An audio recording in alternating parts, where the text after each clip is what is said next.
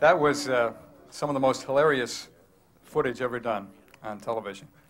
And they thought, who can we get to follow that kind of hilarity? How about Jack Riley? And here I am. It's called Guts. Bill Dana couldn't be here tonight. He was supposed to be the MC. He's in Cambodia attending Pol Pot's funeral. He's going to do an album. He's going to do an album while he's over there. Jose Jimenez in the Killing Fields. That'll be a lot of fun. So I got the job. They wanted to get an MC who had a little more stature in the business than I did, but Larry Hovis was busy tonight, so I'm here. That's right, Larry Hovis. Hogan's Heroes. Hogan's Heroes, yeah. And we'll have some clips later. Anyhow, who better than I to toast my dear pal, Don Adams? By the way, nice meeting you. We've been friends now for 22 months. He once said to me, so what is it you do? Supposed to feel good. And here we are in the great Playboy Mansion. If these walls could moan. Hef's been a big part of my life. I went from reading National Geographic to Playboy and now the ARP Bulletin, all with Hef. I salute you, Hef, for your generosity tonight. Hef showed this house on Brian Gumbel's show last week, and it was seen in several hundred homes, so you should know.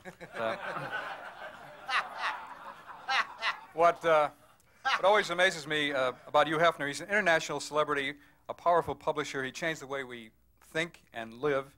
His mansion has been a playground for the greats of the arts, business, and politics. And on the other hand, I live in 2 rooms where Lancashire crosses Nordhoff.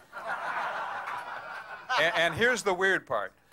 We both have the same friends. It's pretty nuts. How can that be? I don't get it. But tonight it's Don's night. A salute to Don Adams as he enters the Metamucil years. Don goes way back in Hollywood. He once dated Theda Bara, but her brother Yogi hated Don, so... we're talking a long time ago. His first agent also handled gunfighters. So, yeah. Now, I thought it was a good idea the way we fast-forwarded some of the clips. We can do that with some of the speakers tonight, too. Ronnie, would you mind? Okay. Our first speaker is a guy, he's the only guy here who's going to use this on his resume.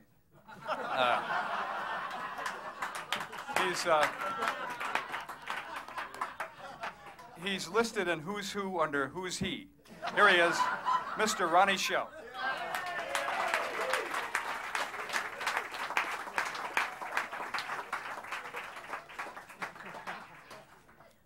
Thank you. It's a real pleasure to be here. And first of all, Stacy, I want to thank you for holding this tonight instead of Tuesday, May 5th. Why? What's Tuesday, May 5th? Oh, that's when I open at the Basin Street West in Palm Springs.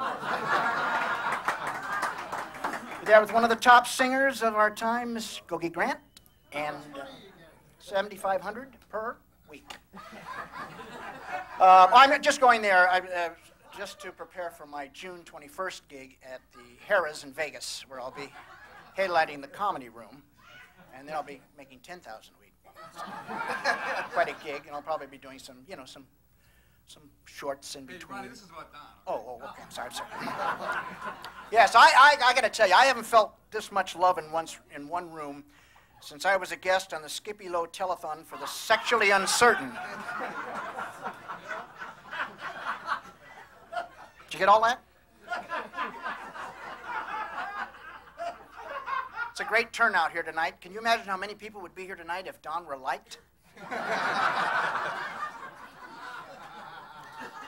Now, we're all here in the presence of a guy who has made people laugh for many, many years in show business, has the respect of all of us, is a true comedy genius.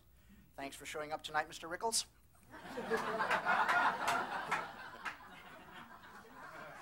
Don, by his own admission, has really not been entertaining for the last few years, decades. To use a popular sports jargon, Don has been out of network TV for years because of a dislocated career. That's something. How about that? Isn't that marvelous? It's my hope, in segues. But Don has prepared himself for his eventual comeback. As you can plainly see, he's had a couple of radical facelifts during the past year. Don, the eye job looks great. And who would have ever thought that you would now be offered all those Key Luke roles? But Don is a very funny man, and he's fast on his feet, right up with his ad-libbing abilities, right up there with the likes of Wilford Brimley. But Don has done a lot of volunteer... Wilford Brimley. Try Larry Hovis. Better than Larry Hovis. Jesus. Yeah. I think I will. That's something. How about that? Isn't that marvelous? Don has been offered to do his stand-up routine 3 times for the annual comedy relief show for the hungry, but has been rejected all 3 times. Oh, really? Why is that? They said they weren't that hungry. Jesus Christ, it's a tough room. Well, it's a nightclub comedian, and I've worked with him for many, many years up at Harrah's and everything. Don really has had no equals. Superiors, many. Herky, Stiles, Dink, Freeman, Joey Villa. But Don is such a spirited, vital human being, a man who loves life. But unfortunately, as you can plainly see, life does not love him back. Thank you. In conclusion, I must say that all in all, fame and fortune has made Don Adams what he is today. A lonely, bitter, angry shithead from New York.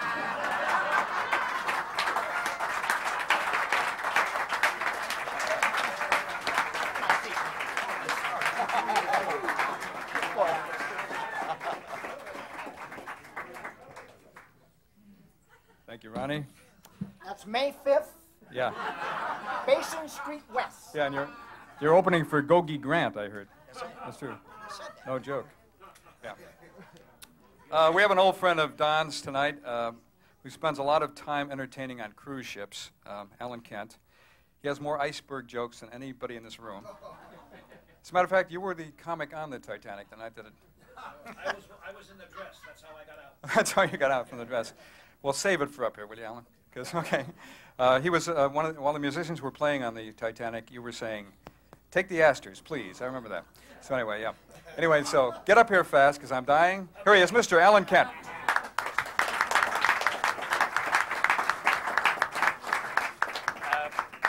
I am not here to praise Don Adams. I'm here to tell the truth about gin rummy. Now, the very first time that I met Don was, I think, Civil War had just ended. And he had been in the troops. He was in Guadalcanal when he was 11. That's what he told us at the gin game. Every Wednesday night, well, first of all, we were both going to New York, and I was flying, and I don't know if you know it, but Don does not fly. He hates it. And he said, why don't you take the train with me? And I said, no, why should I? 2 days, I can be there in 2.5 hours. He said, we'll work on material. I knew he was brilliant. We played gin for 2 days. Lost my ass. Now, we play gin rummy here, right in this room, every Wednesday night. Hef plays, his brother Keith, Skip Krask from Chicago, the old Cloisters Club, Shelley, Caston, Don, and myself. Now, this is the way the Wednesday night goes. We arrive here a little after 6, after the last race. We have dinner. We sit around. Don tells us what new movies he's seen during the week. Usually 3 or 4. And we all say, how did you like them? The worst piece of shit I ever saw. And Keith says, I liked it. And Skippy says, I liked it. Shelley says, I liked it. And Don says, you ain't got no goddamn taste. Miscast everybody.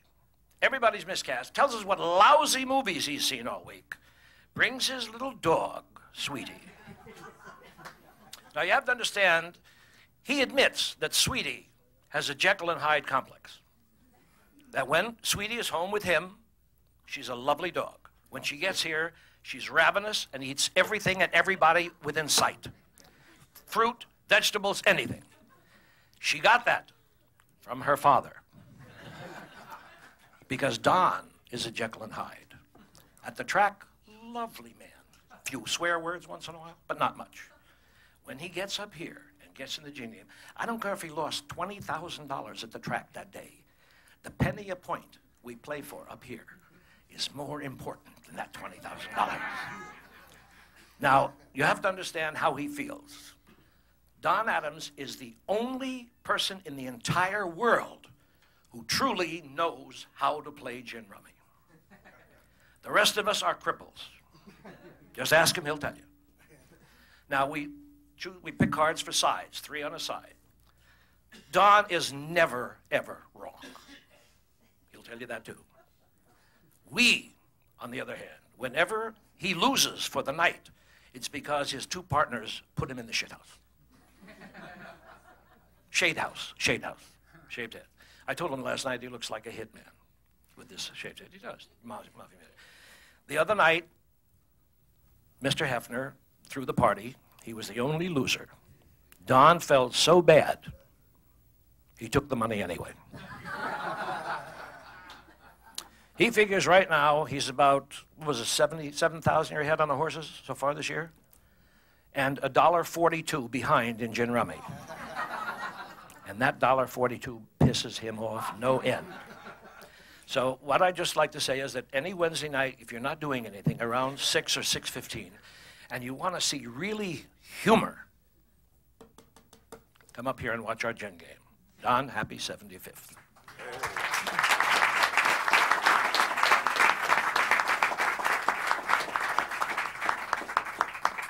Thank you, Alan. Thank you for keeping within the 27-minute time limit.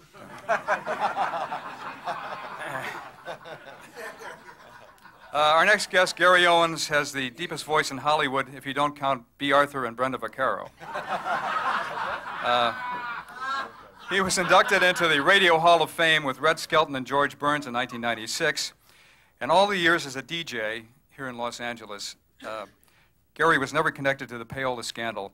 It's his involvement in the Hillside Strangler case that has the LAPD baffled. Here he is, Mr. Gary Owens, right here.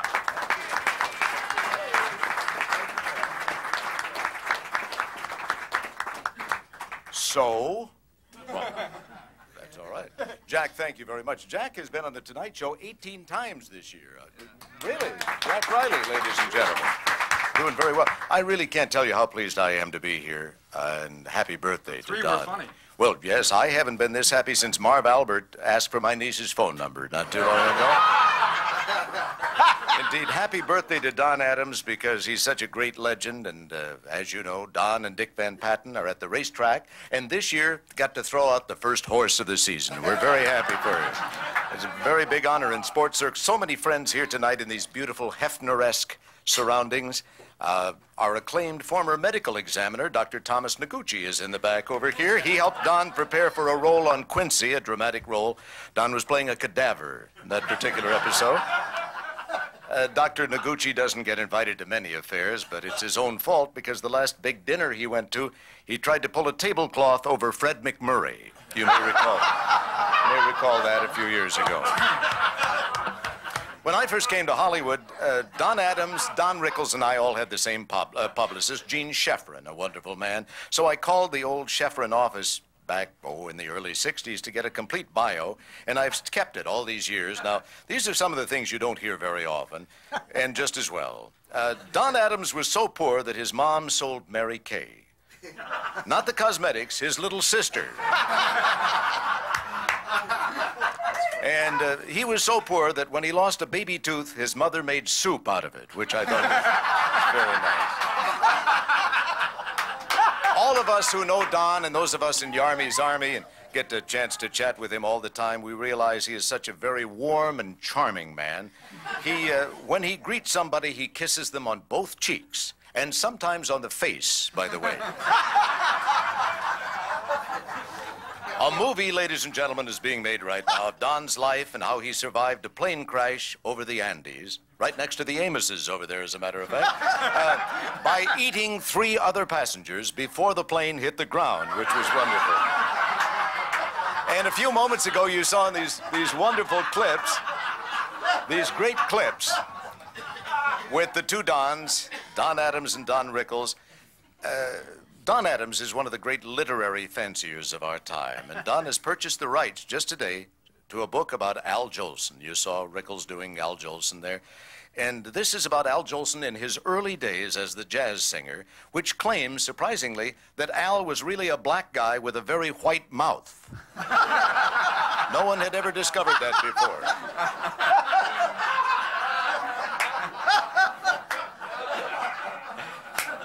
Don amazed the philosophical community here in Los Angeles with his essay that ocean waves are caused by whale farts. It had never been talked about before. And just 2 years ago, Don Adams started an unusual religious cult where people used to confess their sins and then come back an hour later and deny everything. Now plans are underway, ladies and gentlemen, for Don to do a one-man show based on the life of Johann Sebastian Bach, and we're looking forward to it. Don found out that the reason Bach had 16 children was because there were no stops on his organ. That's the main thing. So, Don, our congratulations, a happy Chandler, a happy Rockefeller, and a happy birthday to our dear friend, Don Adams. Thank you, Don. If you want to hear that material again, I am opening at Basin Street West. A lot of people couldn't be here tonight. One of them, Bill Dana. You did that. He wrote a letter. He wrote a letter. A dear friend of Bill Dana, who will be hosting tonight's event, which Bill Dana cannot attend because, although Bill Dana wanted to be there, Bill Dana just couldn't make it because we know how busy the world of Bill Dana is. Anyway, I'm sure that if Bill Dana were there, he'd be just embarrassed hearing all the great stuff Don has to say about Bill Dana and all that Bill Dana has meant to him over the years. I wouldn't even be surprised if Hef didn't also throw a big tribute to Bill Dana. But as Bill Dana used to say, in a Bill Dana created expression, that'll be the Dana. Signed, Bill Dana. From Bill Dana. He also added another telegram, Dear Don Adams, where's the money? Signed, William Powell.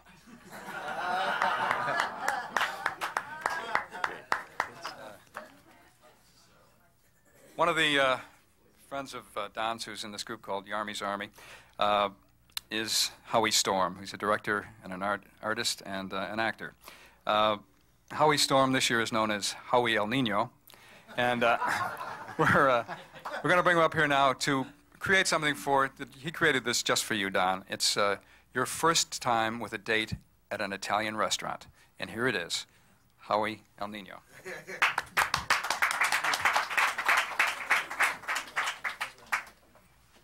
I have to stand on the chair for this. That's not the only thing. I'm going to turn this thing around. Okay, there we go. As Don and his date walked into the restaurant, the maitre d' greeted them. Hey, what is it, just the two of yous? How you doing, Mr. Adams? Is this your daughter? Oh, excuse me, the teething ring threw me a little bit. Wait, I'll get you the waiter. Come on, come over here, take care of Mr. Adams. Just sit down there. I'll start you off with some clams oregano. Huh? Then I'll get you some Chianti to wash it down, you know? And then I make you a nice salad. I mix it myself. Happy birthday to you, Mr. Adams.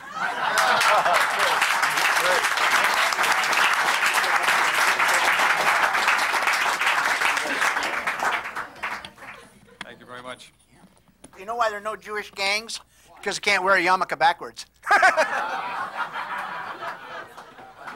Remember, May 5th, remember. I won't be doing that line there. Yeah, that's also Cinco de Mayo, by the way. Hey, Yeah. Harvey Korman is a great actor and comedian. That's all I wanted to say.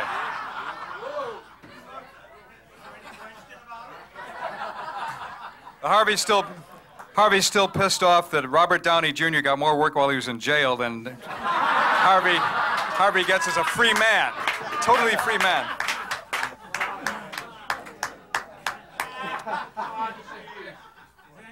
Yeah, well, while you're walking up here, I'll say a few more things.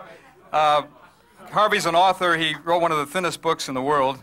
along with A Guide to the South Pacific by Amelia Earhart, My Search for the Real Killers by O.J. Simpson, and now Harvey's new book, The Transition from TV to the Big Screen. Here he is, Mr. Harvey Korman. My heart is full. My heart is full. Your heart full?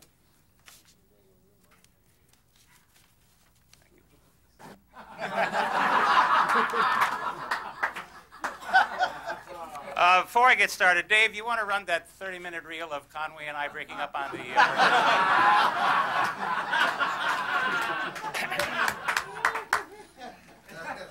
There are many glittering stars in the Hollywood firmament. It's a pity that one or two of them couldn't have joined us here this evening.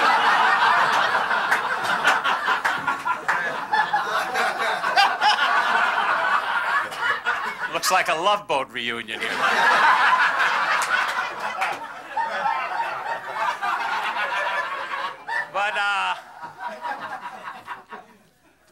But I'm proud to belong to Yarmy's Army. Okay, I admit we're not that active anymore. But I had no idea the last time I worked when the director said to me, "Take 5," he meant years.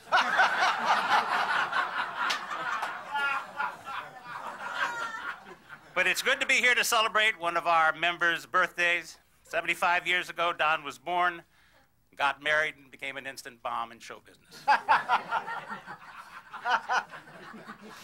But you have to admit he started out in a very difficult role as a nightclub comic. That's very tough when you don't smoke or drink or make people laugh.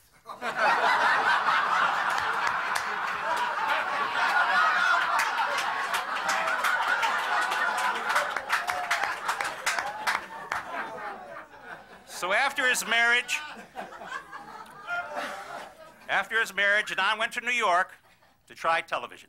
After many months of struggling, he married and began to get regular work on the Ed Sullivan Show. He was very successful in New York, and after a quick elopement, he came to Hollywood and became an important part of TV's golden age, when Ozzie loved Harriet, George loved Gracie, and Danny Kaye loved himself.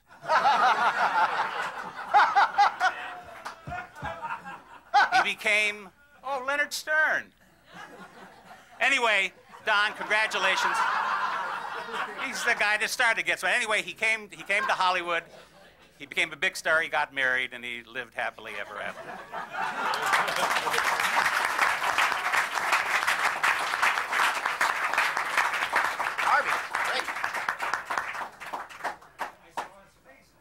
James Caan is here tonight, and he's a friend of Don's. I'm a big fan of James Caan's, too. I asked him if he studied acting, and he said, "Yeah, I studied with Lee." And I said, "Strasberg?" He said, "No, majors." So,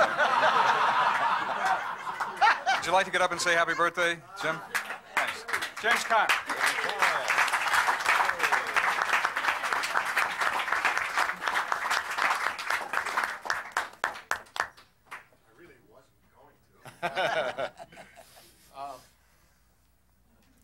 Happy birthday. Thank you.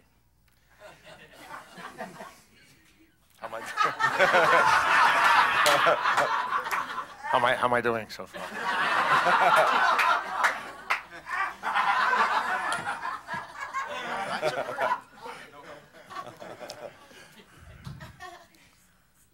Command a room. I'll tell you a quick story.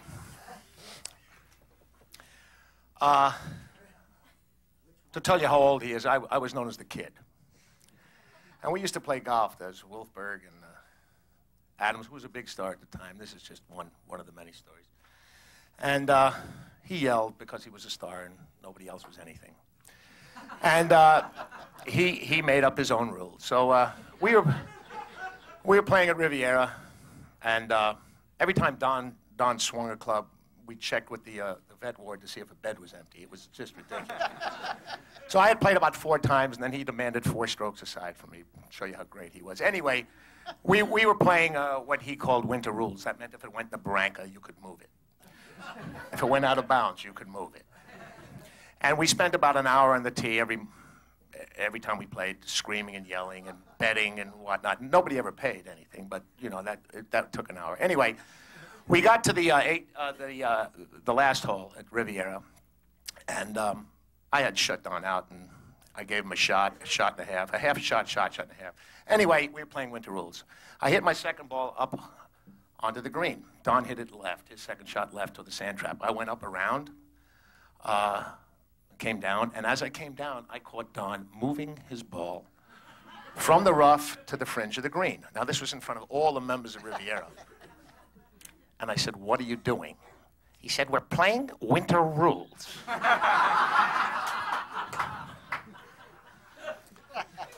I said, "Don, you can't move the ball from the rough to the fringe of the green." "What do you know? We're playing winter rules," and he started screaming at me.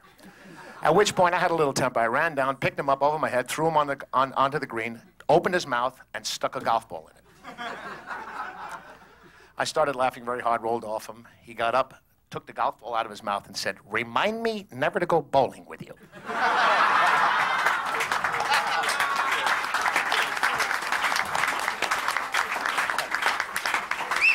One of my fond memories of Don Adams.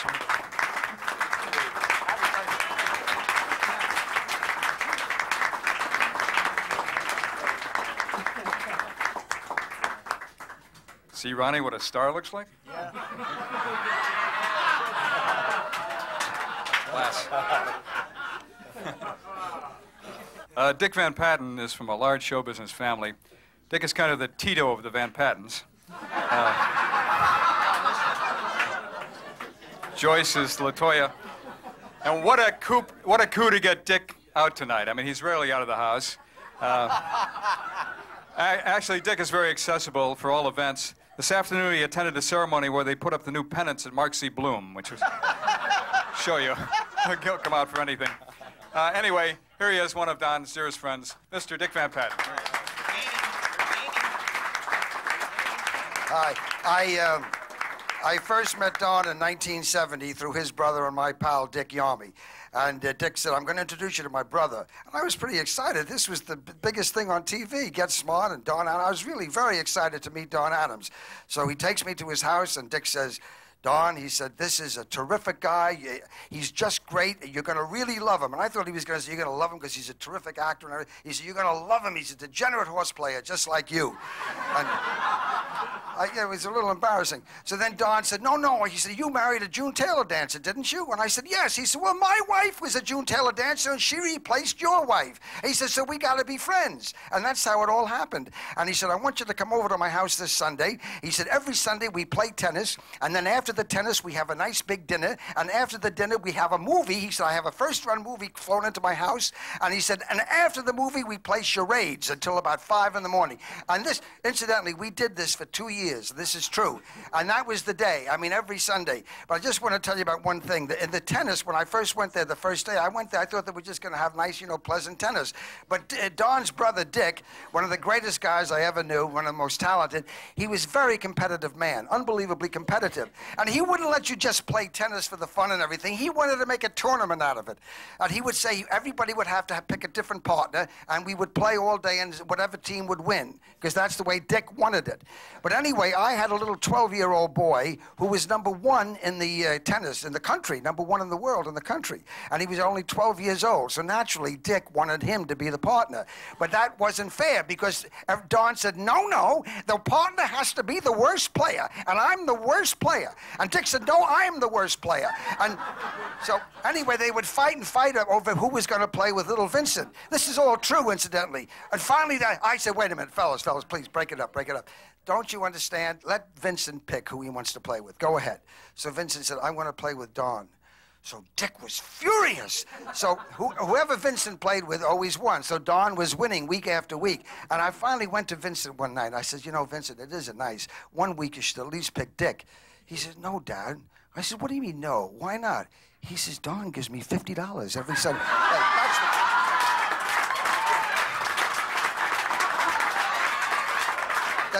I'm not making that up. But anyway, this went on for 2 years. It was the greatest Sunday that anybody ever had. People that went to resorts, nobody had as much fun as we had on those Sundays. My wife just got off a plane, 14 hours flying. I said, we got to go to Don's birthday party. She said, but I just got off the plane, so maybe you better go home. She said, no, I'll never forget those Sundays at Don's, how wonderful Dorothy and Don were to us. And that's why she came here tonight. But I just want to say one thing. About 2 years later, we found out that Don and Dorothy were separating. So we felt very bad. And I saw Jack Carter. This is true, too. I saw Jack Carter on the street. I said, Jack, did you hear what happened? Now, he was not trying to be funny. I said, Jack, terrible thing happened. I said, Don and Dorothy are separating. Now, Jack was not trying to be funny. He was dead serious. He said, there goes Sunday.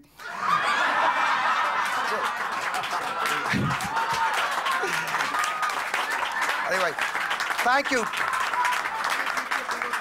Thank you very much.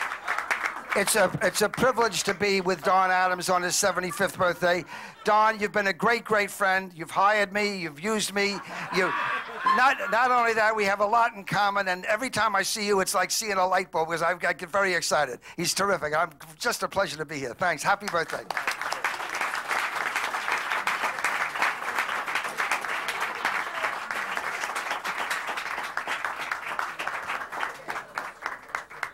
Thanks very much, Dick. That speed talking course you took really worked.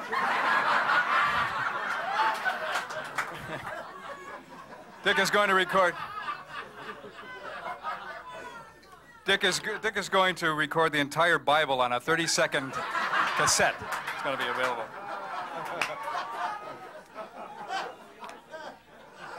You know, everybody was afraid tonight because Rickles was going to be here that he'd be a big heckler. I want to thank you, Don, for not doing that. But I did hire a professional comedy writer, Arnie Kogan, who helped me with a lot of these other lines, too, for some Rickles stoppers. So I think I should read them to you. Don, the LA Zoo called. Don't jump around too much. They'll lose the tracking device. Will somebody give Don Rickles a milk container so he can check for his career on the side of the carton? Hey, I didn't write these. Let's see. Don Rickles is with us tonight. Don Rickles is to comedy what Linda Tripp is to sensuality. So let's bring him up here without any further ado. Here he is, Mr. Don Rickles. Let's hear it for Don Rickles, ladies and gentlemen. There he is.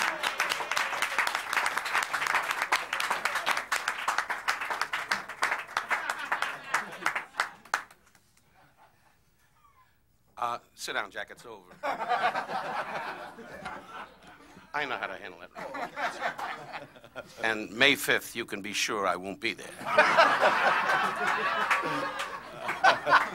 Honored guests, worthy rabbi, and I'm here tonight to kiss Hugh Hefner's ass. That's what I am. Because there was a time when I was invited to this mansion, and I was a big guy in your life. And then suddenly I got married and was devoted to my wife, and you canceled me. As soon as I lost that horny image, you got rid of me. Tonight is a night I could have missed very easily. The man sitting before me, I don't know, with the new haircut. Good to see you, General von Steinman.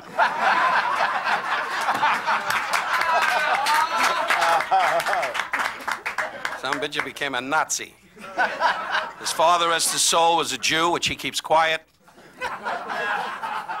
His mother was Irish, and we hung out together. We had great times in Washington, D.C. when you said to me, "Why do you always look for women?" As you were bopping everything in sight.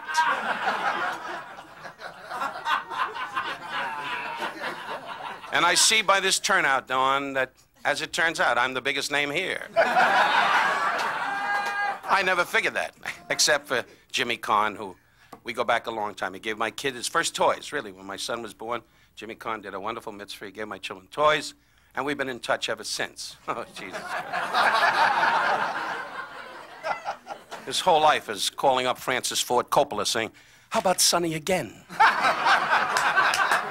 Why not? I'll be Sonny. I'll come back. Take the bullets out of my ass, and I'll start all over again. Jimmy, I'm a friend. It's over.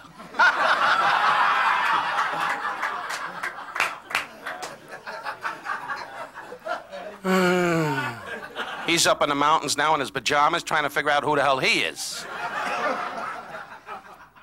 But Jimmy's a great actor. I mean that sincerely. And Dorothy, it's good to see you again. I remember the days when you and Don were married, and you kept saying to me, I love him so much. And we all stared at you.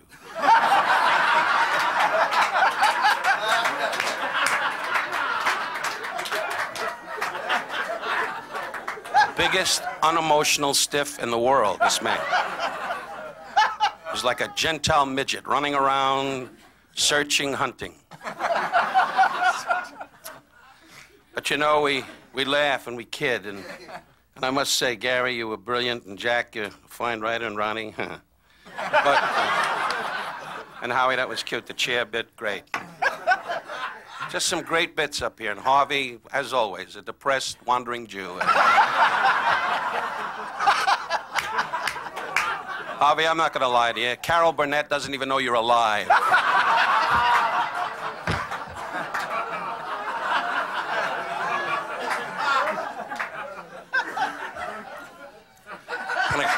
You dumb son of a bitch. Well, we did great things together, Don. I must say, my wife and I go back a lot of years. We haven't seen each other for 2 or 3 years now. I saw you once when you had the goatee and you were trying to be Robert De Niro or something with dumb disguises. But you've always been a guy that hasn't been, you know, he's not the kind of man that says, hey, let's have lunch and let's hang out. He doesn't do that. He likes to put a saddle on your ass and ride you around the room for a half hour. I've never been his dad, rest his soul, was a wonderful man. I used to kid him. My father, rest his soul, was also a race degenerate, and as Don, always at the track, and never interested me. And he always used to say to me, why don't you come out? And the one time we went in Brentwood, when I lived in Brentwood, he said, come on out to the track, and I want to show you how to bet on horses. Leave it to me, and just shut up with your loud Jewish mouth. I'll handle everything. And in those days, I was like a Jew robot. I used to go, yeah. Good, Don, yeah, whatever you say. The horses are approaching the gate. The flag is up. And he said, bet on Mary's girl, Shirley's daughter, and Lucy's ass. And we will win a lot of money.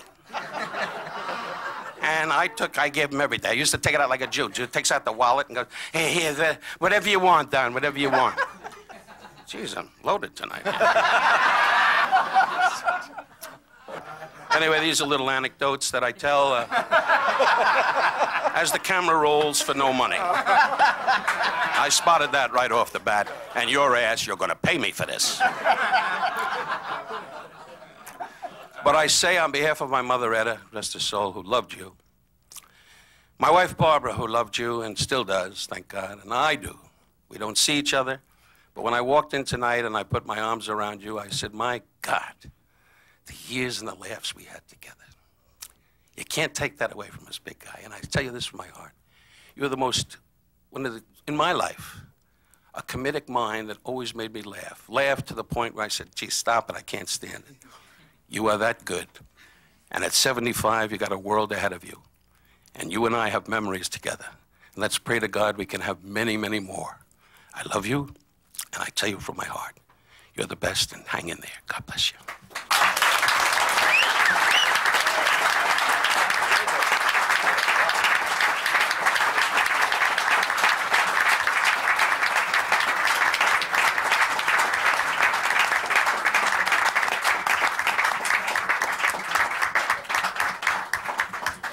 Thanks, Don. That was great. Don, as is always the custom, the birthday boy always gets up and says a few words, and this is it. Here he is, Mr. Don Adams.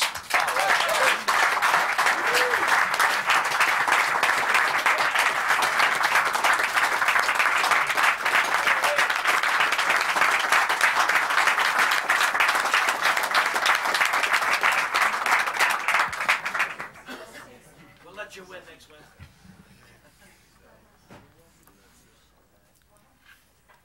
75 years is a long fucking time.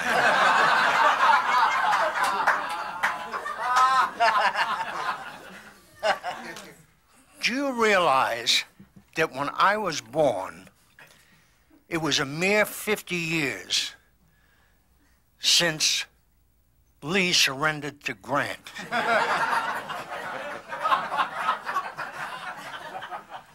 I was 4 years old when Lindbergh flew across the ocean.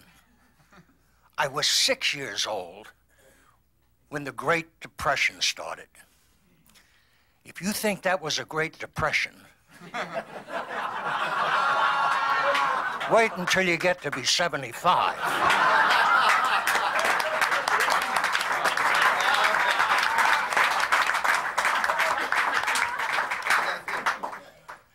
I'm not depressed.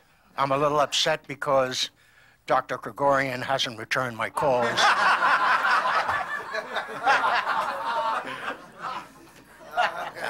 Actually, I plan to live to at least 100. However, if it doesn't work out that way, I just want to say now that I don't want a big funeral. I don't want a lot of flowers or eulogies or anything like that. I'd just like a few of my close friends to get together and try to bring me back to life.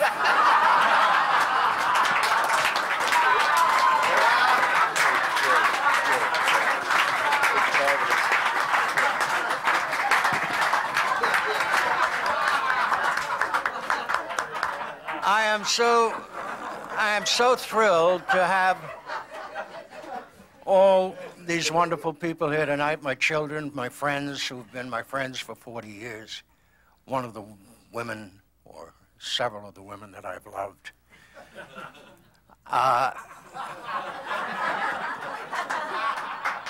Why did I say that? I have some stories about some of the friends that are here tonight that got up and spoke. Incidentally, it was quite interesting to see that we have a mayor who is a stand-up comic and a horny president. That's what this country is coming to. I'll tell you a few stories about my good friend Don Rickles. We have done a lot of shows together. We did a couple of Dons. We worked a lot together, and we laughed our way through $20 million. Not of our money. When we did a show, the producer said, Rickles and Adams, what's the budget? They said, 100,000, and for overage, 7 million. It's overage laughing. Anyway, I did a show with, many shows with Don.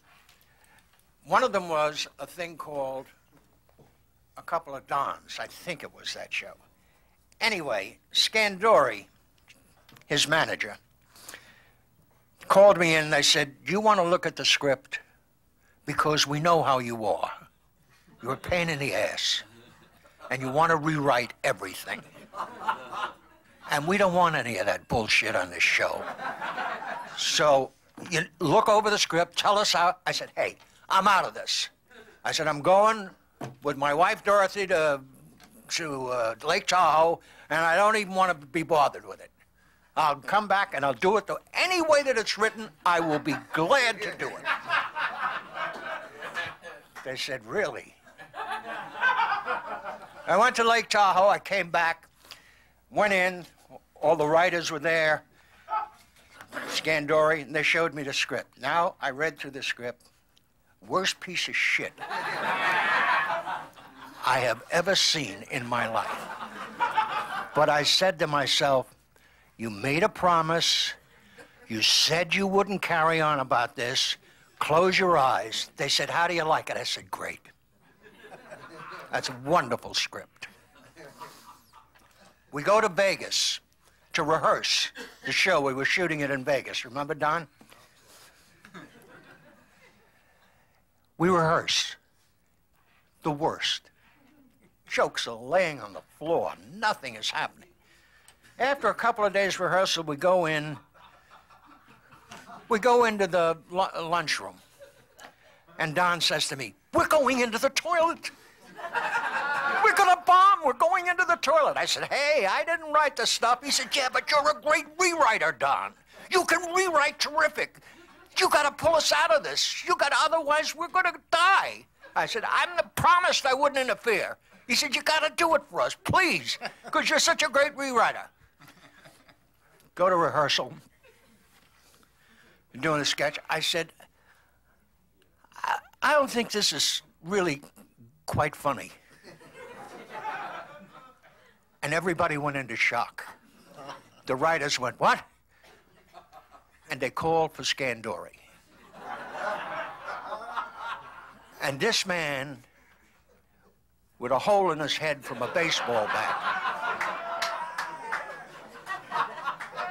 came charging in with his veins sticking out to here and said, you son of a bitch, you said you wouldn't fuck with this material. What's the matter with you? I said, hey, Joe, it's not only me, it's your client. He feels the same way. Everybody looked at Don. Don said, I love it.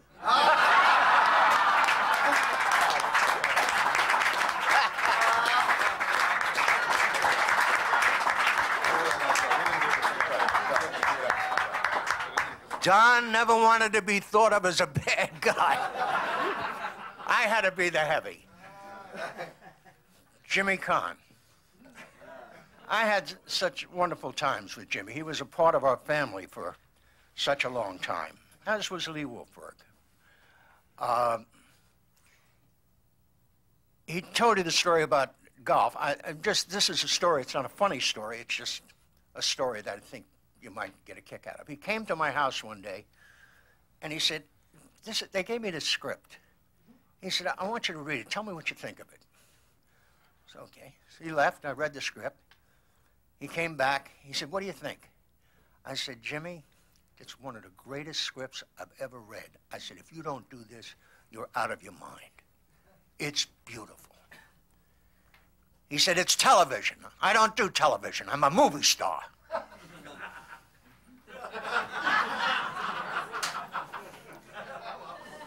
The script was Brian's song. He finally did Brian's song. I said, why did you finally decide to do it? You took my advice. He said, no, I found out I could work out with Dick Butkus and have him sit on me.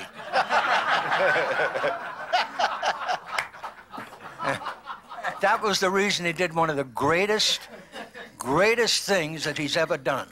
Marvelous thing.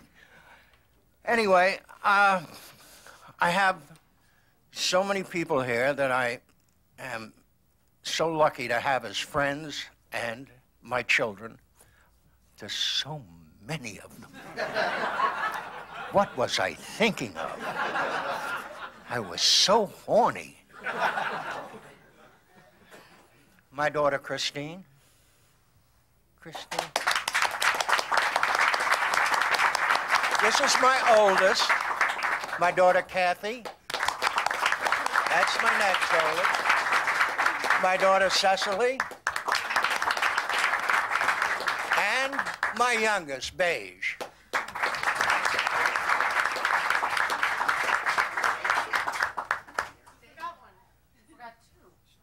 Stacy. I want to tell you about Stacy. Stacy called up Hef and said, I want to have a birthday party for my father. It's either at the mansion or Taco Bell's. And Hef said, let me think it over. He said, okay. He said, but does he have to come? Anyway, we're all here, so I guess that he likes me a little bit.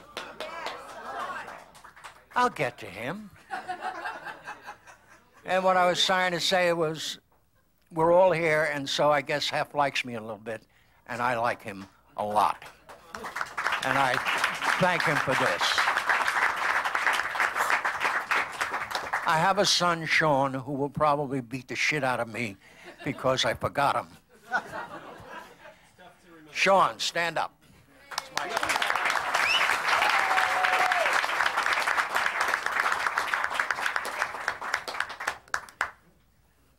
couple of the women I love are here tonight. Unfortunately, they're with other men.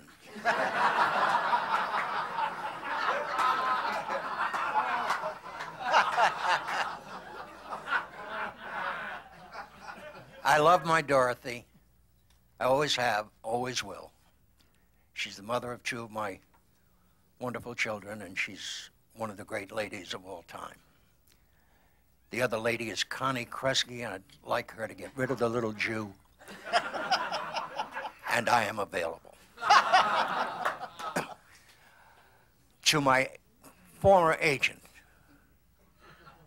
Ted Witzer, who once said to me, "Get out of the business."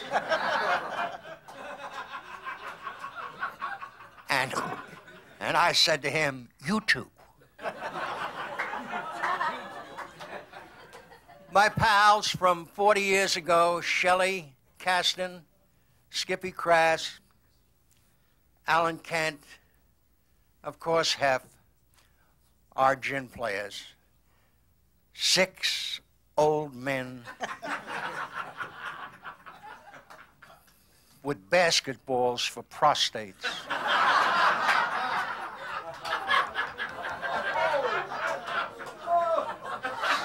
Sitting around trying to win $4.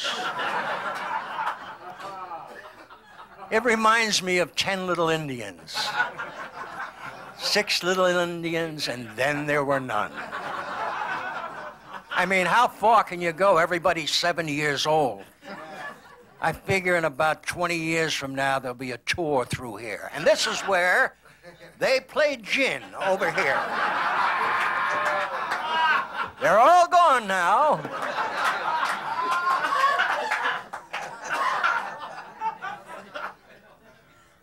Anyway, I want to thank you all for coming tonight. And I just want to say that I hope we all live to be 103. And if you're young at heart, I guess you will, whatever the numbers are. Thank you so much for coming.